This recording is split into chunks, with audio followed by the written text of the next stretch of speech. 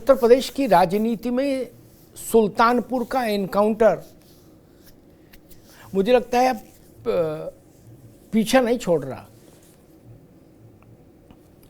Samajwadi party ने उसको एक बड़ा मुद्दा बनाया है और उस लड़ाई को खुद लीड कर रहे हैं सपा के अध्यक्ष और राज्य के पूर्व मुख्यमंत्री अखिलेश यादव। अखिलेश यादव ने आज फिर प्रेस कॉन्फ्रेंस की और ढेरों सवाल खड़े किए सुल्तानपुर एनकाउंटर, मंगेश यादव के एनकाउंटर पर। तमाम आक्षेप, तमाम आरोप। तो दूसरी ओर आज उत्तर प्रदेश पुलिस के मुखिया डीजीपी प्रशांत कुमार ने भी एक प्रेस कॉन्फ्रेंस की और उन्होंने समाजवादी पार्टी और उसके नेता के सारे आरोपों का बिंदुवार खंडन किया। और पुलिस के मुखिया ने कहा कि ये पुलिस न जाति देखकर एनकाउंटर का कार्रवाई करती है, न धर्म देखकर कार्रवाई करती है। अपराधी अपराधी है, उसकी कोई जात हो, कोई धर्म हो। और वो जो डकैती हुई थी सराफे में ज्वेलर के यहां, उस डकैती का एक वीडियो भी आया है, जिस वीडियो में दुकान के अंदर डकैती डालते समय मंगेश है ऐसा दिख रहा है, बताया जा रहा है। अब अगर डकैती डालने वालों में शामिल था मंगेश यादव, तो मंगेश यादव निर्दोष कैसे हो गया? समाजवादी पार्टी और अखिलेश जी कह रहे कि मंगेश यादव निर्दोष था, उसको पुलिस ने जानबूझकर मार दिया, जात देखकर मार दिया। तो अगर वो डकैत, यही बात योगी आदित्यनाथ ने कही थी। उन्होंने कहा था जो असलहों के बल पर ज्वेलर के यहां घुस के डकैती डाल रहा है, वो किसी भी जात का हो, किसी भी धर्म का हो, मत का हो, पंथ का हो, मजहब का हो, इससे क्या फर्क पड़ता है? क्या उसकी पैरवी की जानी चाहिए? लेकिन फिर भी समाजवादी पार्टी ने, मुझे लगता है, एक वेल कैलकुलेटेड मूव तय कर लिया है कि अब मंगेश यादव के एनकाउंटर को एक राजनीतिक मुद्दा बनाना है। इसलिए आज अखिलेश जी ने कहा कि विधानसभा में उठेगा, सड़क पर उठेगा, जरूरत होगी तो अदालत भी जाएंगे। इससे साफ है कि समाजवादी पार्टी इसको बड़ा मुद्दा बनाना चाहती है। और इसी के काउंटर में भारतीय जनता पार्टी, दोनों के तर्क वही हैं। भारतीय जनता पार्टी सड़क से और राजधानी तक इसी बात को दोहरा रही है कि अखिलेश यादव की पार्टी को तकलीफ क्यों अगर एक डकैत मारा गया पुलिस मुठभेड़ में। अब मसला एक और भी है कि मुठभेड़ें पहली बार नहीं हो रही। उत्तर प्रदेश का कोई भी ऐसा मुख्यमंत्री नहीं, गोविंद वल्लभ पंत से लेकर आज तक, जिसके कार्यकाल में अपराधी और पुलिस के बीच में मुठभेड़ ना हुई हो और अपराधी मारे ना गए हों। एक भी सरकार ऐसी नहीं, एक भी साल ऐसा नहीं। अखिलेश जी के कार्यकाल में भी, मुलायम सिंह जी के कार्यकाल में भी, बहन जी के कार्यकाल में भी, कल्याण सिंह के किसी भी के भी कार्यकाल में ऐसा नहीं कि पुलिस से मुठभेड़ अपराधियों की नहीं हुई हो और अपराधी मारे नहीं गए हो और पुलिस वालों की शहादत ना हुई हो। एक नई प्रक्रिया नहीं, या आज कोई नया फार्मूला आ गया, ऐसा भी नहीं। मैंने आपसे कहा जैसे आरंभ से लेके आज तक, पंडित गोविंद वल्लभ पंत से लेके योगी आदित्यनाथ तक की सरकारों के सिलसिले को देखिए, सिलसिले को देखिए। अखिलेश जी की सरकार थी जब 2012 में आई थी और 17 तक रही, उसी में मेरे ख्याल से कई दर्जन एनकाउंटर हुए, जिसमें 35-40 अपराधी भी मारे गए, कुछ पुलिस वाले भी शहीद हुए। तब ये एनकाउंटर कोई नई चीज नहीं, कोई नई व्यवस्था नहीं। अपराधी और पुलिस का टकराव होगा, आमना सामना होगा तो गोली चलेगी, स्वाभाविक है। अपराधी और पुलिस का आमना सामना होगा तो पान फूल का आदान प्रदान थोड़े ना होगा, ना मेवा मलारी खिलाई जाएगी एक दूसरे को, गोली ही चलेगी। पुलिस आत्मरक्षा में गोली चलाएगी और अपराधी भागने के लिए गोली चलाएगा। और वहीं पुलिस भी शहादत देती है, ये भी सच है। मैंने कुछ दिन पहले जवाहर बाग का उल्लेख किया था इसी बहस में, जहां कितने पुलिस के अधिकारी और जवान मारे गए थे। बिकरू कांड, एक अपराधी ने 7-8 पुलिस वाले शहीद कर दिए थे, उसके बाद में वो अपराधी एनकाउंटर में मारा गया, विकास दुबे। तो एनकाउंटर नया नहीं, अपराधियों का मरना नया नहीं, हर सरकार में मरे हैं। फिर इस बार ही हंगामा क्यों? क्या मंगेश यादव के एनकाउंटर का मसला उत्तर प्रदेश में सियासी मुद्दा बनता जा रहा है? ये है बड़ा मसला जिसको समझना है आज इस बहस में। हमारे साथियों ने एक रिपोर्ट तैयार की, पहले इस रिपोर्ट को देखिए, फिर मेहमानों से परिचय कराएंगे और फिर बहस में चलेंगे।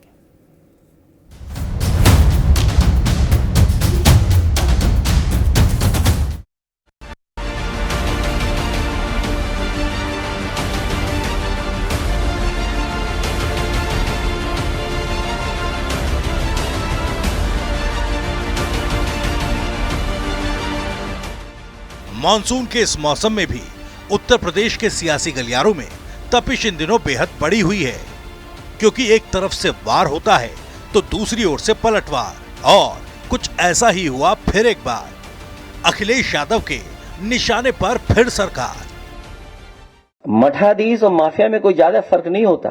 जब उनके किसी एक माफिया शागिर्द को, किसी डकैत को जो पुलिस मुठभेड़ में मारा जाता है, जब मारा जाता है तो इनकी दुखती हुई नस पर जैसे पुलिस ने उंगली रख दी हो, तब ये चिल्लाने लगते हैं।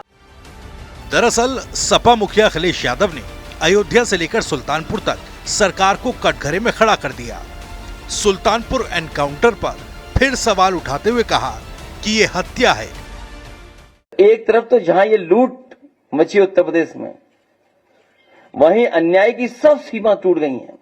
और अभी जो झूठी कहानी पढ़ी जा रही है एनकाउंटर को लेकर के, कोई ऐसा व्यक्ति नहीं है जो न जानता हो कि भारतीय जनता पार्टी की सरकार में झूठे एनकाउंटर हो रहे हैं, हत्या की जा रही है। जो मंगेश यादव की हत्या हुई है, गांव से लेकर के आसपास के लोग जानते हैं कि पुलिस रात में आई थी, उठा ले गई, पुलिस उठा करके लेके गई एसटीएफ। और सोचिए आप कैसी कहानी गढ़ी गई कि उसके पास नया बैग था। मंगेश यादव के जरिए सरकार को घेरते हुए अखिलेश यादव ने कहा कि सरकार ने प्रदेश को फर्जी एनकाउंटर की राजधानी बना दिया। इस मुद्दे को हम सड़क से लेकर सदन और अदालत तक उठाएंगे। हम लोग न्याय दिलाने के लिए सदन से लेकर के और संघर्ष के बीच में भी जाना पड़ेगा, तो समाजवादी लोग पीछे नहीं रह सकते। और भाजपा ने तो इतने एनकाउंटर किए, उत्तर प्रदेश को फर्जी एनकाउंटर की राजधानी बना दी इन्होंने। एनकाउंटर के सियासी संग्राम में अखिलेश यादव अपने आंकड़े भी जारी कर चुके हैं। वैसे तो कुल 207 एनकाउंटर के आंकड़ों में यादवों से ज्यादा ब्राह्मण ठाकुरों के एनकाउंटर हुए हैं, लेकिन अखिलेश यादव का आरोप है कि सबसे ज्यादा पीडीए वालों के ही एनकाउंटर किए गए। ये जो राजनीतिक चीज़ों का कोई इस संबंध में जवाब नहीं है। मैं जहाँ तक आरोप की बात है इसका मैं पूर्णतः खंडन करता हूँ। मैंने पहले भी खंडन किया है। किसी भी व्यक्ति अपराधी के जाति और धर्म देख के कोई कार्रवाई नहीं होती, और आज से नहीं, ये हमारी भी लगभग 32 साल की सर्विस है। पुलिस एक्शंस हमेशा से होते रहे हैं। चाहे सुल्तानपुर की घटना हो या प्रदेश की कोई भी घटना हो, समाजवादी पार्टी हमेशा अपराधियों के समर्थन माने का काम करती है। ये पहला मैं वाकया देख रहा हूं या पहला स्टेट देख रहा हूं जहां पर समाजवादी पार्टी जिस व्यक्ति के यहां अपराध हुआ है उस ज्वेलर्स के समर्थन में एक भी सेंटेंस समाजवादी पार्टी के मुखिया, समाजवादी पार्टी की तरफ से नहीं आया। वहीं मीडिया के माइकों पर सवाल मायावती से टूटे गठबंधन का भी आया, क्योंकि मायावती के मुताबिक तो गठबंधन टूटने की वजह उनका फोन नहीं उठाना था। इस पर अखिलेश यादव ने कहा कि जब गठबंधन टूटा तब हम सब मंच पर थे। जिस समय गठबंधन टूटा उस समय मैं आजमगढ़ के मंच पे था। आदरणीय बलराम यादव जी थे, बलिहारी बाबू जी भी थे। दोनों सपा बसपा का जो लीडरशिप थी सब उस मंच पर मौजूद थी। किसी को नहीं पता था कि गठबंधन टूटने जा रहा है, किसी को नहीं पता था। मैंने खुद फोन मिलाया था ये पूछने के लिए कि आखिरकार ये गठबंधन क्यों तोड़ा जा रहा है, और जो सामने प्रेस मुझे मंच के नीचे मिलेगी उसको मैं जवाब क्या दूंगा।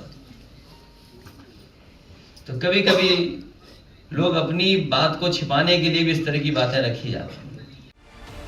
बहरहाल वैसे तो 69,000 शिक्षक भर्ती से लेकर अयोध्या और उपचुनाव तक सभी मुद्दों पर मुखर दिखे अखिलेश यादव, लेकिन सुल्तानपुर पर उनका अंदाज आक्रामक ही रहा और ये संग्राम अभी खत्म होता नहीं दिख रहा। ऐसे में सवाल ये कि क्या सड़क से सदन तक गूंजेगा सुल्तानपुर का मुद्दा।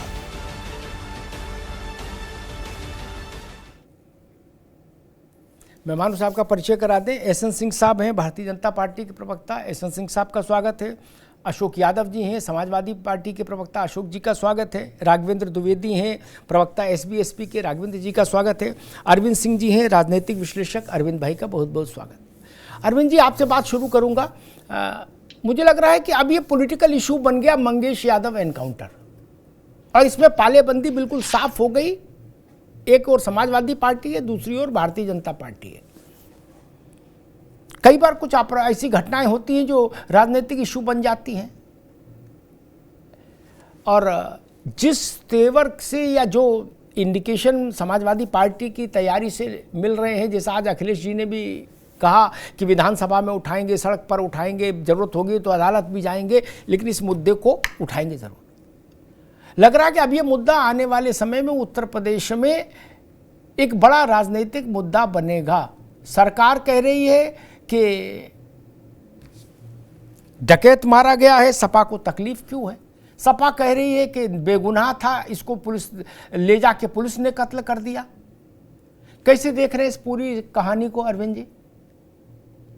अमिताभ जी, अभी आपके तरफ से जो रिपोर्ट आ रहा था उसको मैंने देखा। उसमें उत्तर प्रदेश के पूर्व मुख्यमंत्री आदरणीय अखिलेश यादव जी कह रहे हैं कि माफिया और मठाधीश में अंतर नहीं होता। आप बताइए, एक प्रदेश के मुख्यमंत्री को बोलने के पहले सोचना चाहिए कि वो क्या बोल रहा है। भारत में मठाधीश की परंपरा आद्य शंकराचार्य के द्वारा स्थापित है।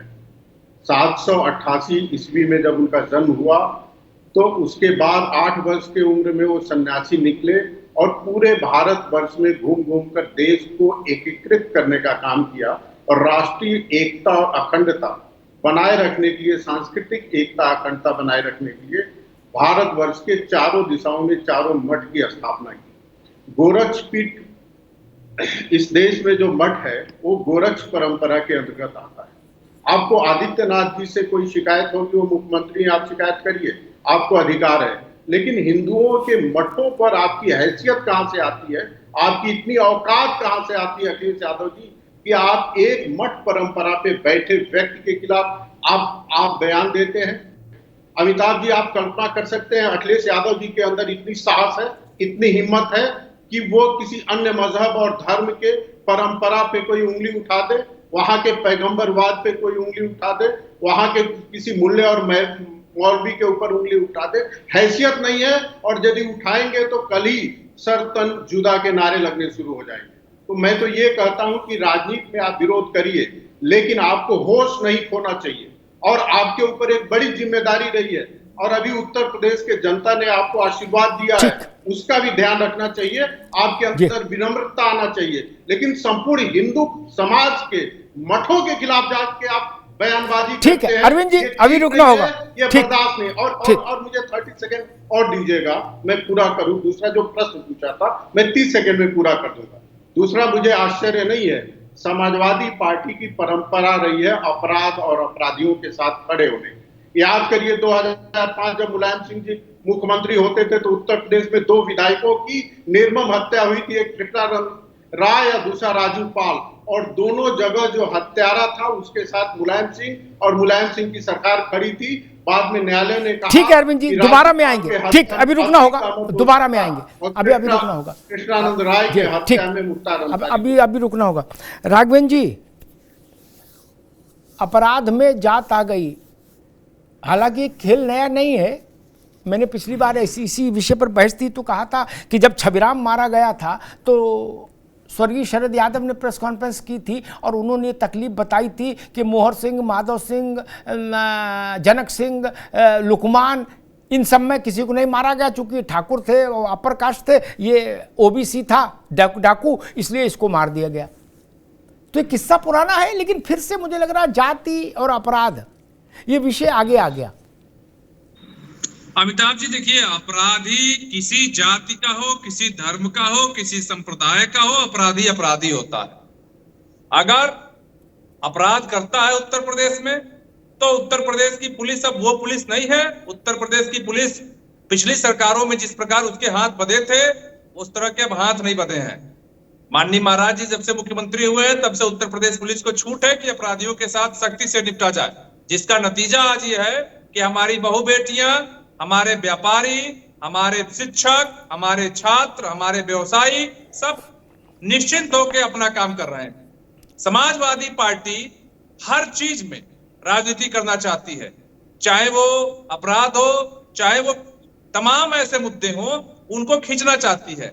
समाजवादी पार्टी के मुखिया के पास सरकार को घेरने के लिए कोई विषय नहीं है इस समय।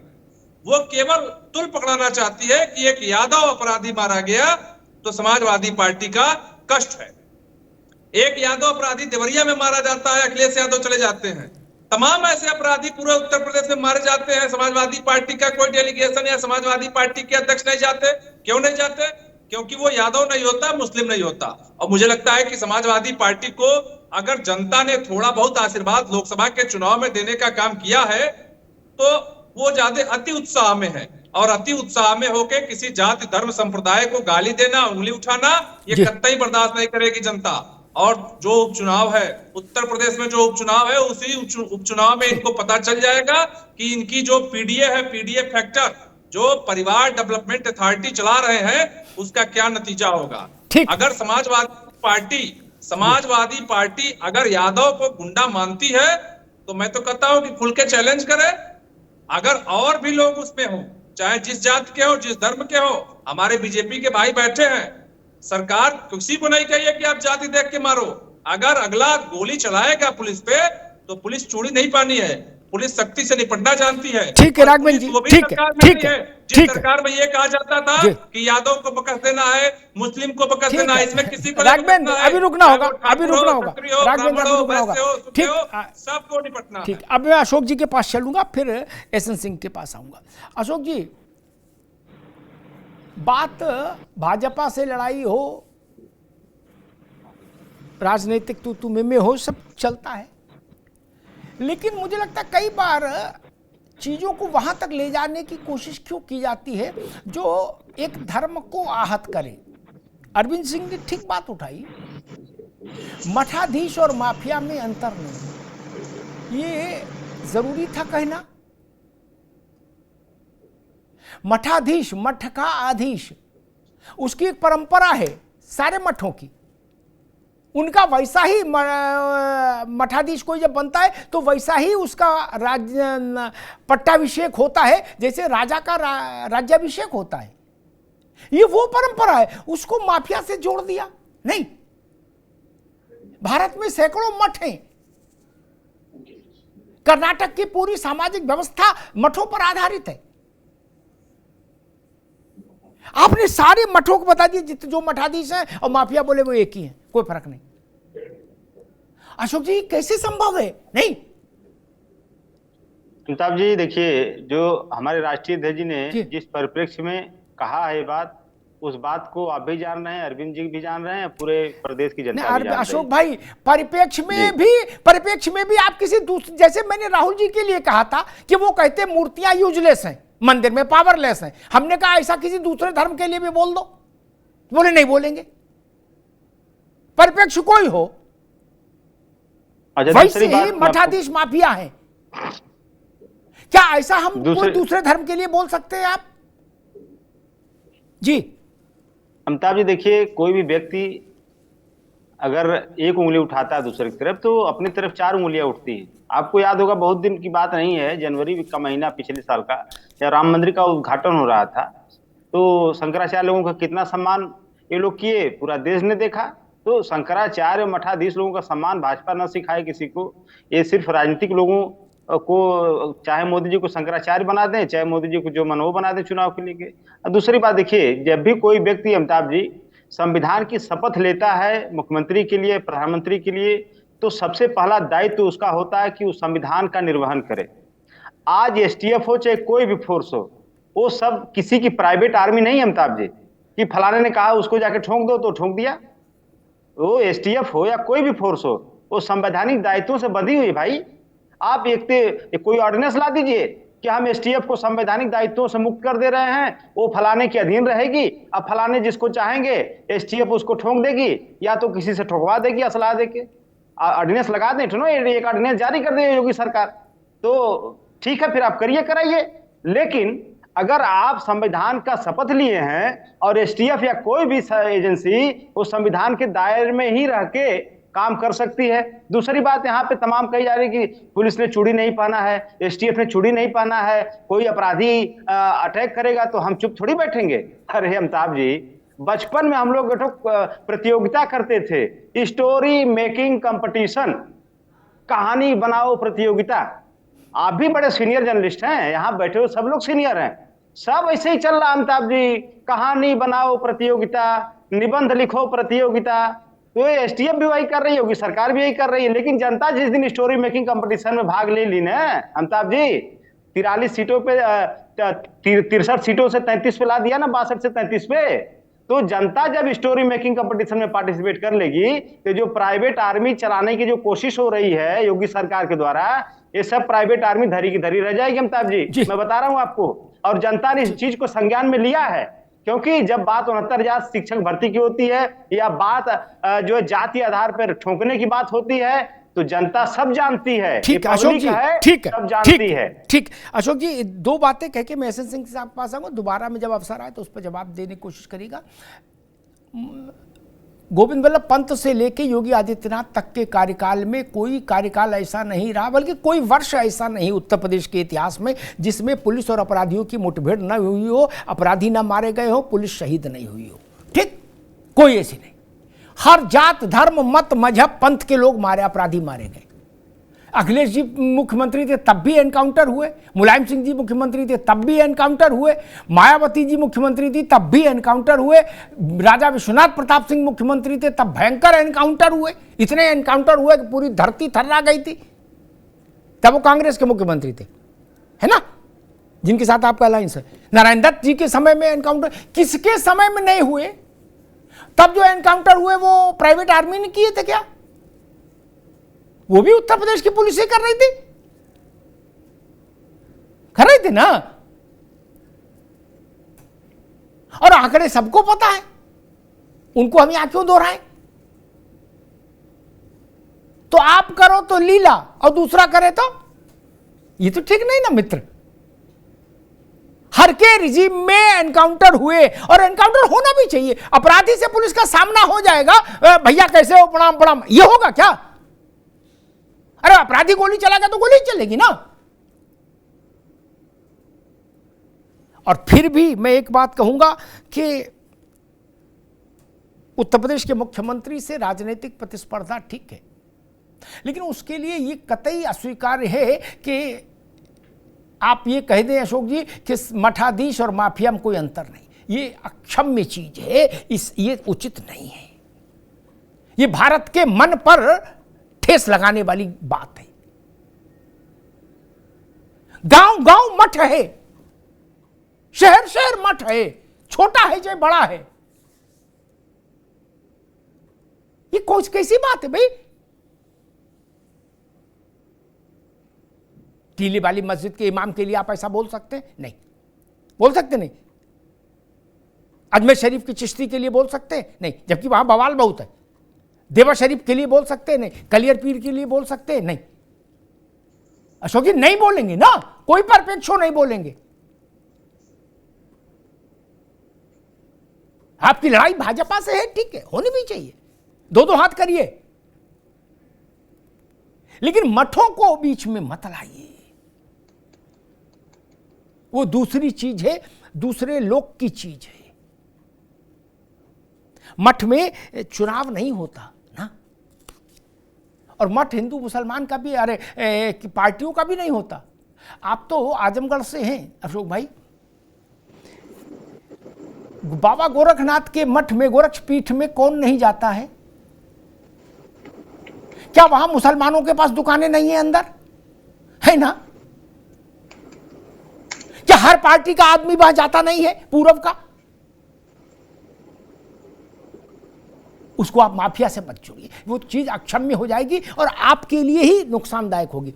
ऐसन सिंह साहब, समाजवादी पार्टी का कहना है कि भाई आपने प्राइवेट आर्मी में तब्दील कर दी एसटीएफ, और अखिलेश यादव ने आज जो प्रेस कॉन्फ्रेंस की उसमें उनका तेवर ये बता रहा था कि सपा इसको मुद्दे को आगे ले जाएगी और इसको एक पॉलिटिकल इशू के रूप में डेवलप करेगी।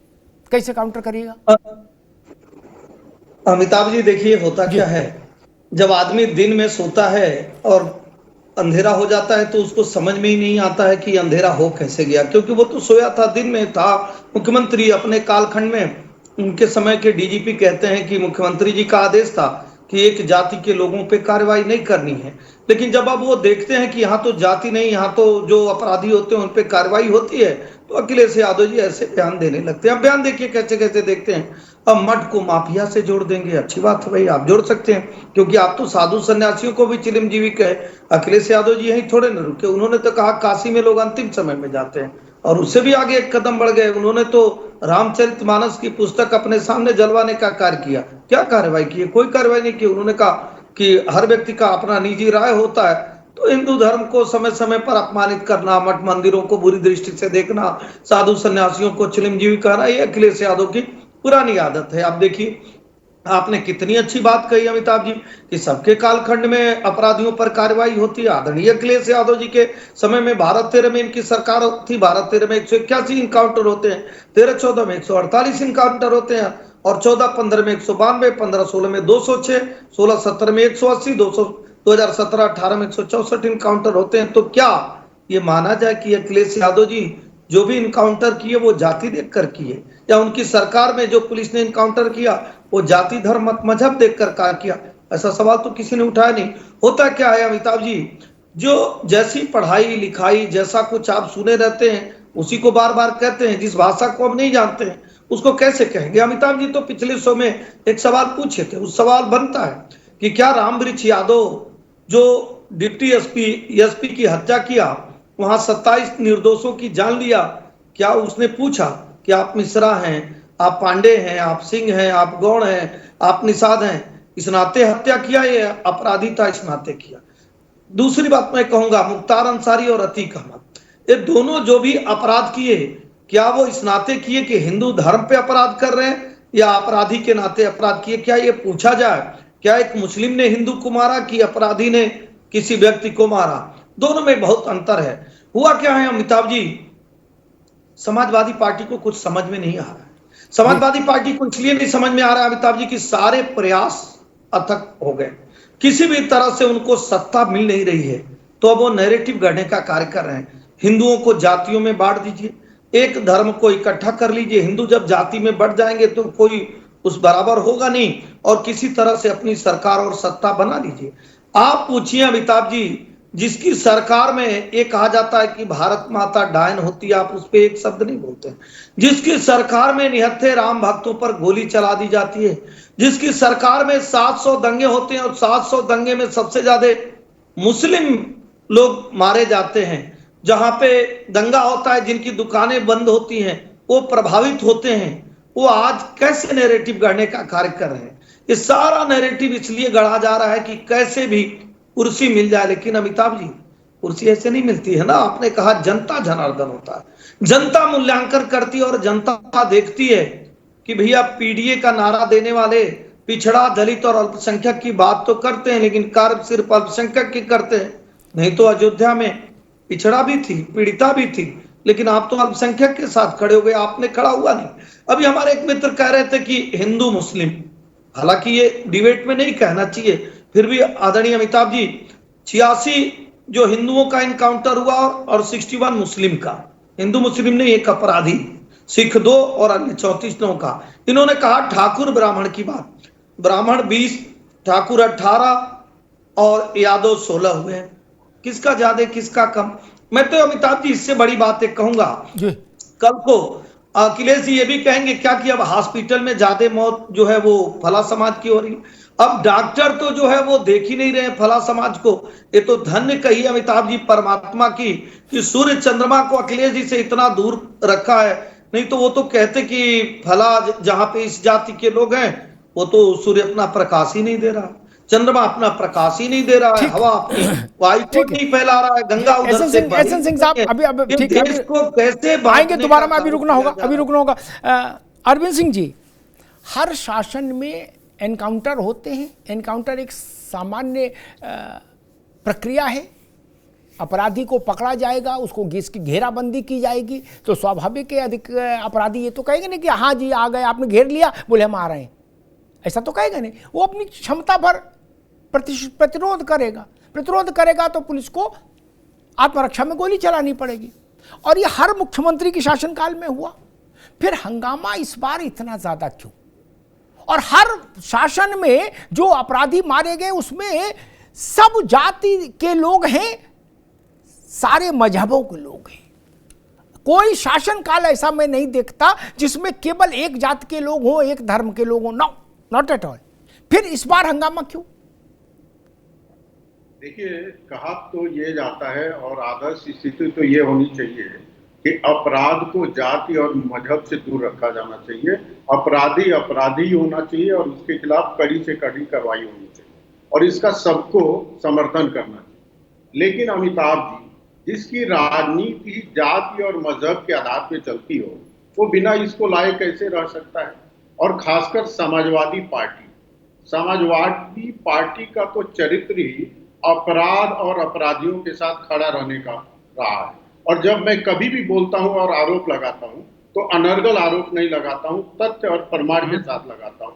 और मेरी अपेक्षा रहती है कि समाजवादी पार्टी के जो प्रवक्ता हों तथ्यों के आधार पर खंडन करें।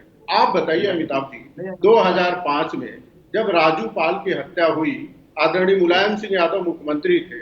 हत्या के तत्काल बाद जब प्रयागराज में गए तो सार्वजनिक मंच पे खड़े होकर उन्होंने घोषणा की या नहीं की कि अतीक अहमद निर्दोष है। और बाद में क्या हुआ? माननीय इलाहाबाद हाईकोर्ट ने कहा कि उसका हाथ था उनकी हत्या।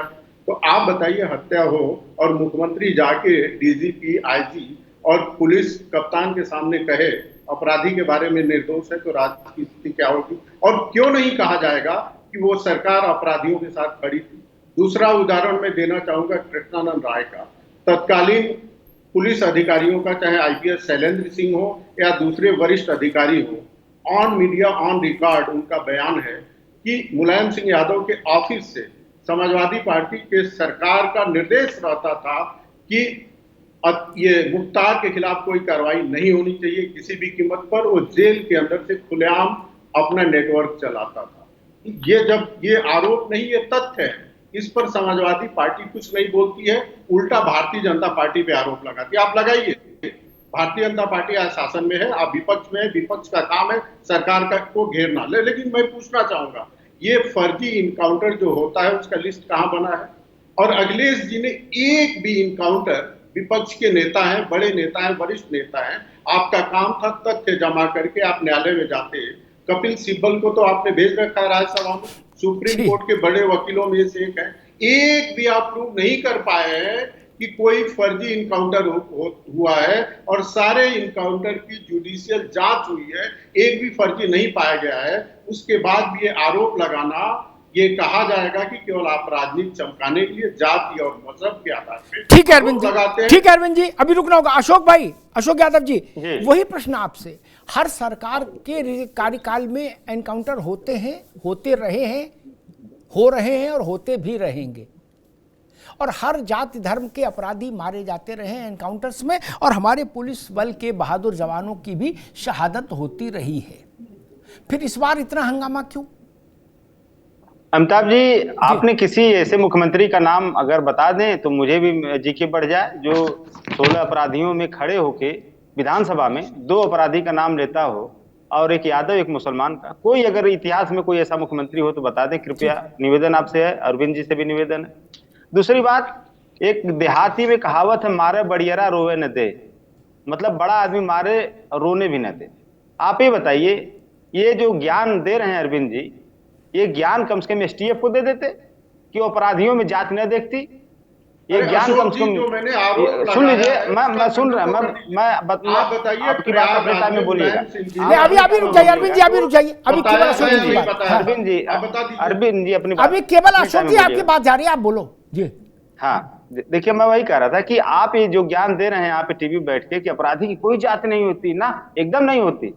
ये ज्ञान कम से कम आप मुख्यमंत्री जी को देते, ये ज्ञान कम से कम आप एसटीएफ को दे देते, या जो विपिन सिंह है, कौन कौन सिंह है, उनको भी कहीं गोली लग जाती ऐसे भागते हुए।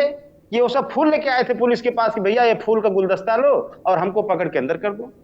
ये ज्ञान आप जो यहाँ दे रहे हैं वहां भी दे देते ज्ञान थोड़ा सा। अच्छा, दूसरी बात आपने कहा कि फलाने अपराधी ढकाने अपराधी, मैं आपसे पूछना चाहता हूं, ये ब्रजेश सिंह की जमानत कैसे हो गई मित्र अरविंद जी? ब्रजेश सिंह की जमानत कैसे हो गई? जब वो निकलते हैं, देखिए उनका काफिला बनारस में, आगे पीछे Z+ सिक्योरिटी, ताम झाम भौ भौकाल, कैसे कैसे? अरे अरविंद जी, आप कम से कम दोनों तरफ देखिए, आप विश्लेषण, मैंने इसके पहले भी एक बार आपसे निवेदन किया था, आरोप नहीं लगाया था, निवेदन किया था। अब विश्लेषण कम से कम ऐसी जगह खड़ा होकर करिए, उनका भी करिए हमारा भी करिए, कोई दिक्कत नहीं है। लेकिन विश्लेषण अगर इस तरह से विश्लेषण करेगा तो थोड़ा सा सवाल खड़े उठते हैं। और एक माफिया था विनीत सिंह, मुख्यमंत्री के साथ बैठ के चाय पी रहा था, उसकी फोटो भी आई थी। तो आप ये ना कहिए कि फलाने थे बहुत गड़बड़ थे, ये जो है एकदम दूध के धुले हैं। अरे ऐसी बात न कहिए, जनता बुरा मान जाएगी। और इसीलिए जनता बुरा मानते हुए भाजपा को 62 से 33 में पटक दिया। तो जनता को इतना बेवकूफ ना समझिए आप लोग जो काम कर रहे हैं उसको हम लोग उजागर कर रहे हैं तो हम लोग जातिवादी हो गए। आप 69,000 शिक्षक भर्ती में पिछड़ों का आरक्षण लूट लिए तो आप जातिवादी नहीं है। आप वाइस चांसलर की नियुक्तियों में जातिवाद करना, आप जातिवादी करते ही नहीं है। आप असिस्टेंट प्रोफेसर की नियुक्तियों में खास जात के लोगों का नियुक्ति करना, आप जातिवादी नहीं है। हम अगर बोल देंगे, एक मिनट आ रहे ठीक, अशोक जी आगे बात आ गई, अशोक भाई आ गई 1 मिनट, अब रुक जाओ। एसएन सिंह कभी रुकना होगा। अरविंद जी पर उन्होंने कुछ आरोप लगाया, वो कुछ कहना चाह रहे, फिर आपके पास आ रहे। अरविंद जी जल्दी से। देखिए अमिताभ जी, मैं संक्षेप में कहूंगा, 2 आरोप लगाए, मेरी अपेक्षा थी कि उसका जवाब देते, एक का भी नहीं दिया। मैं स्वतंत्र रूप से सोचने वाला हूं, मुझे जो आरोप लगाना होगा वो मैं आरोप लगाऊंगा, आपके दबाव के तहत नहीं लगाऊंगा। लेकिन एक बात कहूंगा, ब्रजेश सिंह के मुलायम सिंह जी से क्या संबंध रहे हैं ये पूरी दुनिया जानती है। और वायरल हुआ था एक अमर सिंह जी और मुलायम सिंह जी का संदेशा, जिसमें मुलायम सिंह जी कह रहे हैं कि ब्रजेश सिंह यदि कह देगा बीजेपी लीडर का नाम लेकर तो वो तुरंत बैठ जाएंगे, उनकी हिम्मत नहीं है कि चुनाव लड़ सके। तो माफियाओं के साथ आपका क्या साठगांठ है सभी जानते हैं। दूसरा बात मैं ये कह रहा हूं कि ब्रजेश सिंह यदि अपराधी है तो अखिलेश यादव विपक्ष के नेता है, जनता ने इतना बड़ा उनको आशीर्वाद दिया है, वो क्या कर रहे हैं? सुप्रीम कोर्ट में कहिए कपिल सिब्बल को आगे करके उनका जमानत रद्द कराएं, उनको जो प्रोटोकॉल मिला है उसको रद्द कराएं। क्या कर रहे हैं अखिलेश यादव उत्तर प्रदेश में? ठीक है एसएन सिंह साहब, ठीक है, आगे बात। एसएन सिंह जी। हाँ अमिताभ जी 10 सेकंड देखिए, अशोक जी को एक चीज समझना होगा। पहले तो धर्म और जाति देखकर कोई भी सरकार कार्रवाई नहीं करती है। दूसरी बात, इन्होंने कहा मुकदमा और जमानत कैसे होता है, तो आदरणीय शिवपाल यादव जी की भी जमानत हुई है, उनके ऊपर SC ST के मुकदमे हैं। उमाकांत यादव के पास 42 मुकदमे, नोट करते जाइए अशोक भाई। रमाकांत यादव के पास 36 मुकदमे, कमला यादव के ऊपर 15 मुकदमे, दुर्गा यादव के पास 13 मुकदमे, राम प्रताप यादव के ऊपर 17 मुकदमे, DP यादव के ऊपर 47 मुकदमे, जोगिंदर यादव के ऊपर 51 मुकदमे, दीपनारायण यादव के ऊपर 28 मुकदमे, गुलशन यादव के ऊपर 19 मुकदमे और छविनाथ यादव के ऊपर 18 मुकदमे, बालेश्वर यादव के ऊपर 21 मुकदमे। ये रहा यादवों की सूची। लेकिन मैं फिर भी कह रहा हूं, जमानत हुई ना, ऐसा तो नहीं है कि ये यादव थे इस नाते जज ने नहीं दिया। जज को कहीं से लगा होगा कि जमानत देना है तो बहुत सारे मुकदमे में जमानत दिया। आज अमिताभ जी सरीखे पूरा देश ये पूछ रहा है कि क्या आप अपनी सरकार में जाति और धर्म मत मजहब देखकर कार्य किए? जाति और धर्म मत मजहब देखकर इनकाउंटर किए? क्या आपने जाति देखकर रामवृक्ष यादव को उतनी जमीन दे दिया था?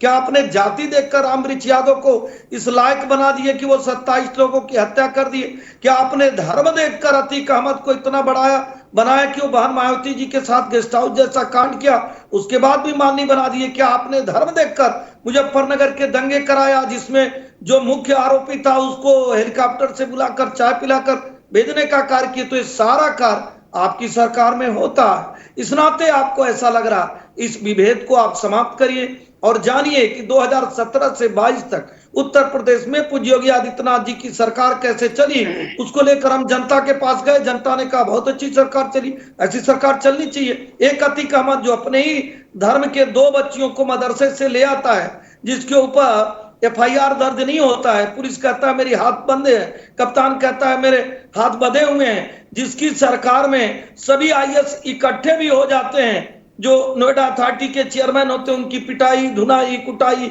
अतीक अहमद करता है, मुलायम सिंह जी नहीं बोलते हैं, हो सकता है जाति के नाते ना बोलते हो। तो मुझे लगता है कि ऐसा कार्य आपके समय में हुआ है। आदरणीय अशोक यादव जी, मैंने आपको 25 नाम बताए, मुकदमे बताए और जमानत हुआ है, किसी पे कार्रवाई नहीं। कोर्ट जो चाहती है वो करती है। आप षड्यंत्र रच के हिंदुओं को धर्म में, हिंदुओं को जातियों में बांटने का कार्य कृपया बंद कर दीजिए। ये हिंदू एक हैं और धर्म और जाति देखकर सरकारें कार्य नहीं करती। ठीक बात है। जैसे मैं राघवेंद्र वैदिक पाशा लूँगी, उससे पहले एक बात जरूर कहूंगा कि अदालत के निर्णय से किसे सजा मिली और किसे रिहाई मिली, इस पर राजनीतिक आंगन में बिलो द बेल्ट टिप्पणी नहीं होनी चाहिए। वो अदालत का विशेषाधिकार है भाई। मनीष सिसोदिया को जमानत दे दी, अरविंद केजरीवाल को नहीं दी, और कल को उनको भी मिल जाए तो क्या अदालत को डंडा लेके हाकोगे? अरे ब्रजेश हो, चुलबुल हो, विनीत हो, कोई हो, हम कह रहे अशोक भाई, उनके खिलाफ जो लोग मुकदमा लड़ रहे हैं उनकी जिम्मेदारी है कि उनकी जमानत ना हो पाए। उनकी जिम्मेदारी है ना।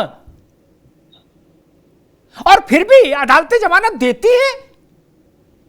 सुप्रीम कोर्ट ने अभी जब ये कहा था तो आप सब लोगों ने ताली बजाई थी कि वाह वाह वाह वाह वाह वाह वाह वाह जय हो। जब सुप्रीम कोर्ट में अभी चंद्रचूड़ जी ने कहा था मनीष की शायद सुनवाई के दौरान या केजरीवाल सुनवाई के दौरान कि अदालतों को, लोअर कोर्ट और हाई कोर्ट्स को ये समझना होगा। सुन लीजिए अशोक जी, सुप्रीम कोर्ट ने कहा कि हाई कोर्ट और लोअर कोर्ट्स को ये समझना होगा कि जमानत नियम है, अपवाद नहीं। क्या तो आप लोगों ने ताली बजाई थी कि नहीं बजाई थी? छत पे खड़े होके कहा था चंद्रचूड़ जी जिंदाबाद जिंदाबाद जिंदाबाद। क्या ये अलग बात है कल शाम से आप लोग नाराज हो चंद्रचूड़ जी से भी, करे ये गणेश उत्सव क्यों रखा, और रखा तो मोदी क्यों आने दिया? ले कल तक कह रहे थे लोकतंत्र का एक सिपाही चंद्रचूड़ चंद्रचूड़, क्या कुर्बान है चंद्रचूड़ जी, क्या बात कही, वाह वाह वाह वाह। फिर आप ही लोग नहीं कह रहे थे अशोक भाई, सच्ची बताना, देखो दिल पे हाथ रख के, क्या थप्पड़ मारा है सरकार के मुंह पे लोग न्याय तंत्र ने बुलडोजर पर। वो क्या था, वो जो चंदा वाला फार्मो इलेक्ट्रोल बॉन्ड वाले पे, कविता की जमानत पे, मनीष की जमानत पर आप लोग कह रहे थे ना ये। अब कल शाम से आप सब चंद्रचूड़ जी के पीछे पड़ गए। नहीं बोले देश कहां जा रहा है बताइए? मुख्य न्यायाधीश के यहां आरती में प्रधानमंत्री, तौबा तौबा, लाहौल विला कुव्वत। और जबकि आपको मालूम है कि पूर्व के चीफ जस्टिस रोजा इफ्तार में गए प्रधानमंत्री के यहां। नहीं अशोक जी, तो मामला तो पर कुछ तो है, सामान्य बात तो नहीं है। इसलिए मैंने कहा कि जातियों के उसको अदालत में मत घुसाइए कि ब्रजेश सिंह को जमानत क्यों मिली और चुलबुल को क्यों नहीं मिली। क्या 12 जजों ने अतीक के खिलाफ सुनवाई करने से अपने को अलग कर लिया था। क्या किसी ने ये तो नहीं कहा मुसलमान था इसलिए सुनवाई से अलग कर लिया, बड़ा अपराधी था इसलिए कर लिया। तर्क ये होना चाहिए। आप पूरा कुछ जातिवाद पर ले आए मित्र, और अब चंद्रचूड़ जी की भी मजम्मत कर रहे हो आप लोग। कह रहे लोकतंत्र फिर खतरे में आ गया। कल शाम से पहले तक कह रहे लोकतंत्र अब मजे में है, खा पी रहा है, अब कह रहे फिर खतरे में आ गया। आएंगे अशोक भाई, लेकिन मेरा सिर्फ निवेदन इतना ही है कि अदालतें जिसको जमानत दे रही हैं, किसको नहीं दे रही, अदालतें ही तय करेंगी। ऐसा तो नहीं हो सकता पार्टी ऑफिस में जमानत का कोई प्रावधान हो जाए कि एक फार्म इधर भी रख लो, ये मोहर लगा के दे दें। अदालतें ही देंगी, इसलिए उनको रहने दे। राघवेंद्र बाबू, मसला वही है, हर सरकार के समय में एनकाउंटर हुए, हर वर्ग के अपराधी मारे गए, हर मजहब के अपराधी मारे गए, और हर वर्ग के पुलिसकर्मियों की शहादतें भी हुई। कोई ऐसी जात नहीं जिसके पुलिसकर्मियों की शहादत नहीं हुई हो उत्तर प्रदेश में अब तक, और कोई ऐसा मत नहीं, पंथ नहीं, मजहब नहीं जिसके बहादुर जवानों की शहादत नहीं हुई हो। फिर क्या माने?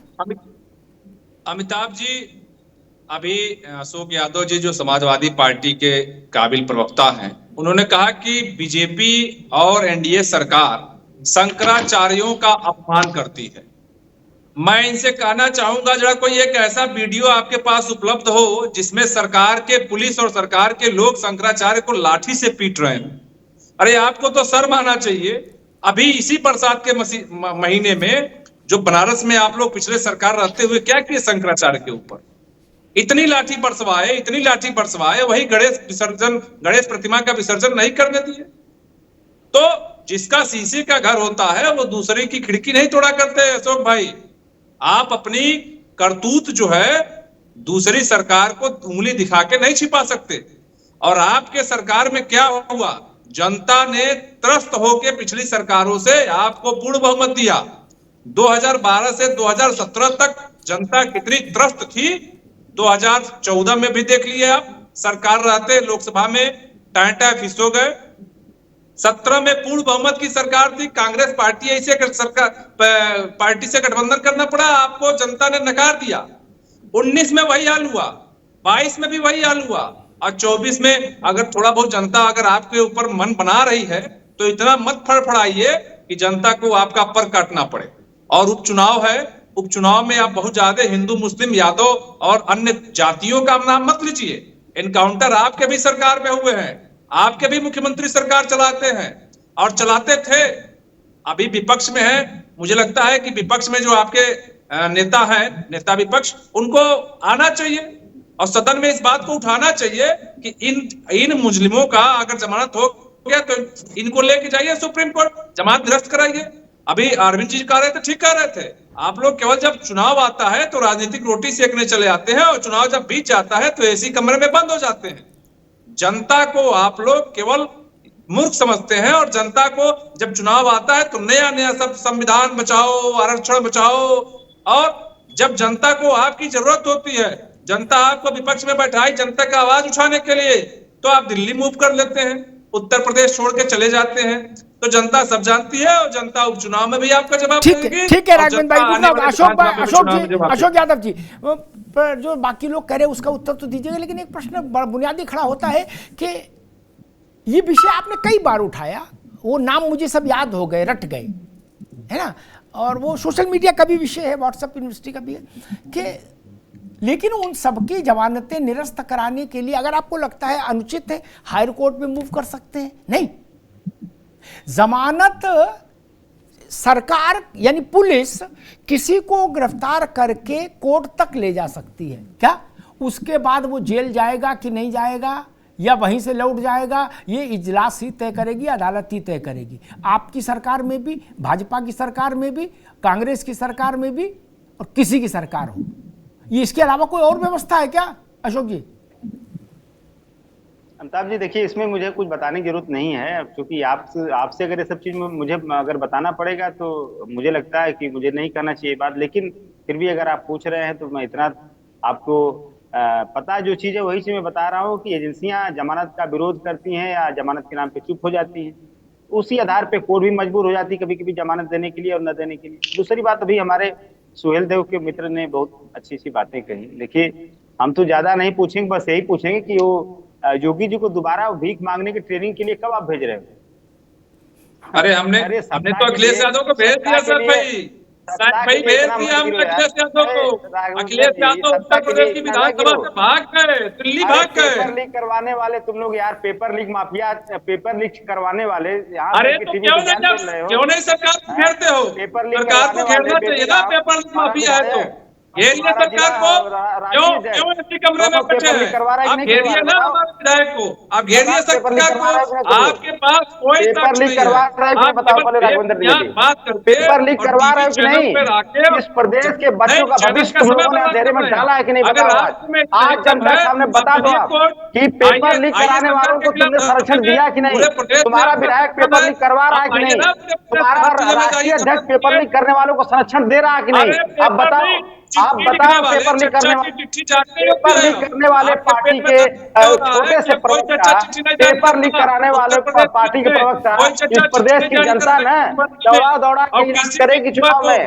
पेपर लीक कराने वालों का लाखों बच्चों का भविष्य अंधेरे में डाला है, लाखों बच्चों का भविष्य अंधेरे में डाला है। अपने 2 बच्चों का भविष्य बनाने में अरुण राजभर और अरविंद राजभर का भविष्य बनाने के करोड़ों बच्चों का भविष्य अंधकार में डाल दिया है। राघवेंद्र, ये बात समझो आप इस अपने अरविंद और अरुण का भविष्य बनाने के लिए प्रदेश के करोड़ों बच्चों का भविष्य डाला है। प्रदेश के करोड़ों बच्चों का पेपर लीक करवाया तुम लोगों ने। शर्म आना चाहिए, शर्म आना चाहिए। टीवी बैठ के बात करो यार, सड़क चाहिए ना। बेदीराम पेपर लीक करवाता है कि नहीं करवाता? बताओ तुम।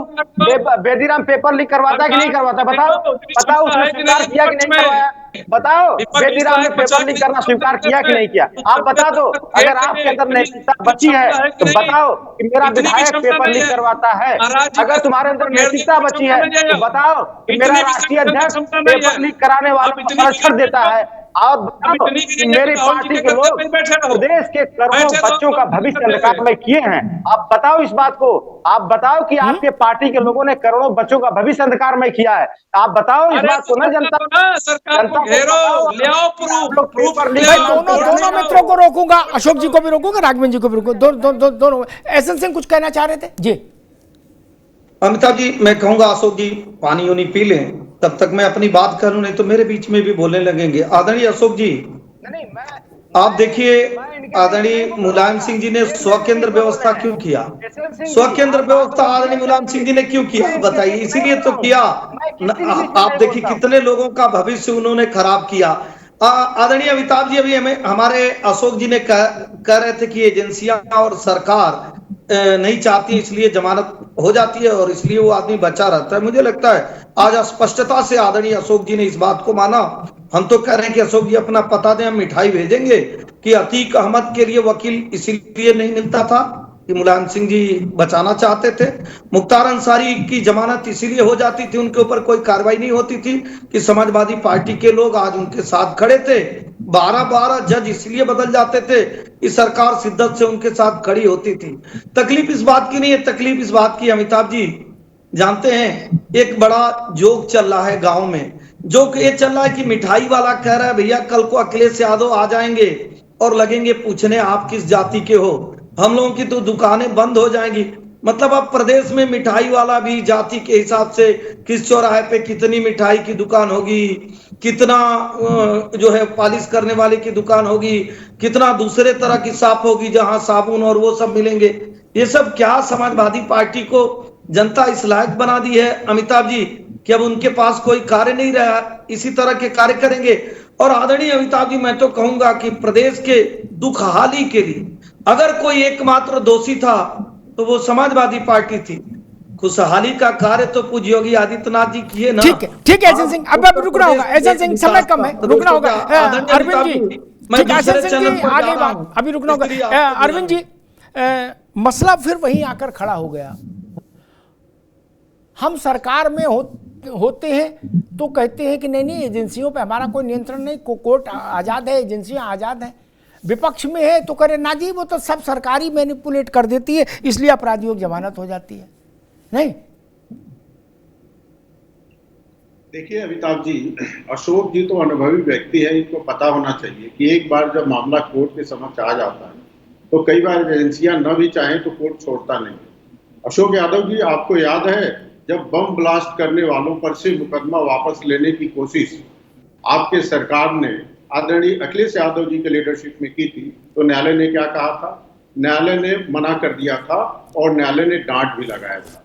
इसलिए केवल एजेंसियों के ऊपर मत मड़िए। दूसरा, उत्तर प्रदेश के जनता ने इसलिए आपको आशीर्वाद दिया है कि आप गलत कर रही है, उसको प्रूव करिए। मैंने तो कहा सुप्रीम कोर्ट में आपके पास कपिल सिब्बल जैसे बड़े लीडर हैं, बड़े एडवोकेट हैं, लेकिन कुछ आप प्रूव नहीं करते हैं, केवल आरोप के लिए आरोप लगाते हैं, तो आपकी आलोचना होगी। आप कहते हैं उत्तर प्रदेश में फर्जी इनकाउंटर हो रहे हैं, सारे इनकाउंटर फर्जी हो रहे हैं, और एक भी आप प्रूव नहीं करते हैं, तो कैसे माना जाए? और दूसरे तरफ जिनको आप निर्दोष बताते हैं उनको न्यायालय कहता है कि ये घोषित अपराधी था, गुंडा था, माफिया था, तो क्यों ना कहा जाए कि आपका हाथ हमेशा माफिया और गुंडा के साथ होता है और जो आप आरोप लगाते हैं वो फर्जी होता है। ठीक है अरविंद जी, ठीक है अशोक जी your final comment. Arvind ji आगे बात, अशोक जी एक तो इनकी बात का जवाब देना चाहिए दीजिए, लेकिन मेरा प्रश्न वही, मैं सैद्धांतिक बात नहीं, मैं तो प्रैक्टिकल बात कहता हूं ताकि समझने में आसानी हो, समझाने में आसानी हो। मनीष सिसोदिया की जमानत हुई, के चंद्रशेखर की बेटी कविता की जमानत हुई सुप्रीम कोर्ट में अभी शराब घोटाले में। क्या सारी जितनी एजेंसियां उसमें इन्वॉल्व थी, ईडी सीबीआई जो भी हो रही होंगी, सब कह रही थी कि नहीं जमानत नहीं होनी चाहिए हुजूर, कोर्ट ने जमानत दे दी। आप कह रहे हो एजेंसियां जमानत दिलाती हैं। अशोक यादव जी देखिए अमिताभ जी, टाइम मैनेजमेंट का बहुत बड़ा मतलब होता है। उन्हीं एजेंसियों के बदौलत, उन्हीं एजेंसियों के विरोध करने के बावजूद, उन्हीं एजेंसियों के द्वारा फाइनल चार्जशीट नहीं पेश करने के बावजूद लगातार कोर्ट ने उनसे फाइनल चार्जशीट मांगा, लेकिन उन एजेंसियों ने मामले को लिंगर ऑन करती रही। सप्लीमेंट्री चार्जशीट, एक नया वर्ड। अरे भैया, एजेंसियों के विरोध के बावजूद जमानत हुई कि नहीं हुई? कितने दिन बाद हुई अमिताभ जी? कितने दिन बाद, कितने साल? अपनी बात पर टिको। आप तो आप तो बर्फ की तरह भाग रहे हो इधर उधर, पारे की तरह। महाराज अमिताभ जी, मैं निवेदन कर रहा हूं आपसे कि सप्लीमेंट्री चार्जशीट दे के मामले को लिंगरान करवाया गया कि नहीं करवाया गया एजेंसियों के द्वारा? कोर्ट ने फटकार लगाया था कि नहीं लगाया था कि सप्लीमेंट्री चार्जशीट क्या होती है, फाइनल चार्जशीट दो, लेकिन एजेंसियों ने लिंगरान जितना कर सकती तो उतना किया। दूसरी बात, अभी हमारे मित्र अरविंद जी ने कहा कि उसकी किसकी जमानत करवा रहे थे, अखिलेश यादव जी। अरे स्वामी चिन्मयानंद की मुकदमा वापस लेने के लिए योगी सरकार ने प्रयास किया था। भाई कहां भूल जा रहे हैं आप? और हाई कोर्ट ने फटकार लगाई कि नहीं ऐसे लोगों की जो मुकदमा वापस नहीं होगा जो संत का चोला ओढ़ के यौन शोषण करते हैं। तो आप कहां बातें करते हैं? प्रदीप कुरुलकर आरएसएस का चौथी पीढ़ी का जुड़ा हुआ, आईएसआई से मिलके जो है भारत के जो खुफिया जानकारियां दे रहा था। ध्रुव सक्सेना को आप भूल जाते हैं, जो कि भारत में रह के, भाजपा में रह के आईएसआई से मिलकर। ठीक है अशोक भाई, अब समय कम है, भाई रुकना होगा। ठीक है अशोक भाई, रुकना होगा। एक बात जान लीजिए, 3 दिन बहस करिए चाहे 30 दिन बहस करिए, एक लाइन लेनी होगी। या तो ये मान लीजिए तो पक्ष में सरकार में रहो चाहे विपक्ष में रहो, हमेशा एक ही बात बोलो कि नहीं अदालतें कुछ नहीं, सब सरकार करती है। या ये मान लीजिए कि नहीं सरकार, अदालत में मामला जाने के बाद सरकार नहीं, फिर अदालत ही करती है जो करती है। दो में से एक लाइन ले लीजिए। ये नहीं हो सकता सोमवार को ये लाइन लेंगे और मंगल को वो, ये नहीं चलेगी। या तो ये कह दीजिए कि अतीक और मुख्तार को हम सरकार में थे इसलिए कोई माई का लाल छू नहीं पाया, मुंसिफ से लेके और सुप्रीम कोर्ट तक। या तो ये कह दीजिए डंके की चोट पे ताल ठोक के, तो ये आरोप फिर चल जाएगा कि ब्रजेश की जमानत भाजपाइयों ने कराई, तब चल जाएगा। लेकिन उससे पहले आपको ये कहना पड़ेगा कि ददुआ को संरक्षण किसका था, ये तो बताना पड़ा। ददुआ को जमानतें कैसे मिली? फूलन देवी और अतीक, और ये तो ताजे उदाहरण ही मुख्तार, कई नाम उन्होंने लिए एस एन सिंह ने, मैं उसमें नहीं जाऊंगा। एक लाइन मान लीजिए, या तो कहिए कि नहीं अदालतें ही तय करती हैं। मैं ऐसे कई उदाहरण अशोक जी दे सकता हूं आपको कि जहां सरकारों ने चाहा लेकिन अदालत ने सरकारों की नहीं सुनी। एक उदाहरण जरूर दूंगा ताकि वो बड़ा क्लिंचिंग एविडेंस है क्या, या उसको कह लीजिए मारक प्रमाण है।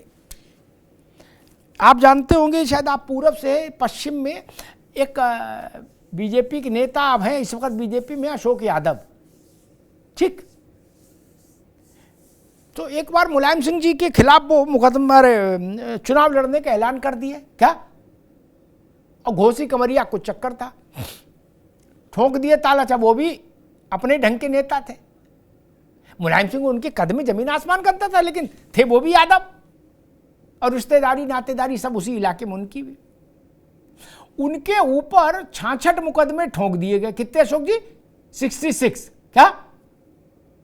हर जिले से 1-2 मुकदमा। मुख्यमंत्री थे मुलायम सिंह जी। ये पहुंचे हाई कोर्ट, इनने कहा कि हुजूर, जब से मैंने घोषणा की मुकदमा चुनाव लड़ने की, तब से लेके अब तक मेरे ऊपर 66 मुकदमे ठोक दिए। इससे पहले मेरे खिलाफ साइकिल चोरी का भी मुकदमा नहीं था कहीं। जज ने कहा ओ अच्छा।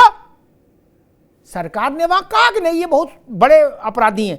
उन्होंने कहा ना ना, ये सब फर्जी बात है। सारे मुकदमे सिंगल हियरिंग में क्वेश हुए अशोक जी, सारे मुकदमे सिंगल हियरिंग में क्वेश किए अदालत ने, और साथ में ये आदेश और दे दिया कि अशोक यादव को जेट सिक्योरिटी भी दो। क्या? बोलो सियावर रामचंद्र की जय।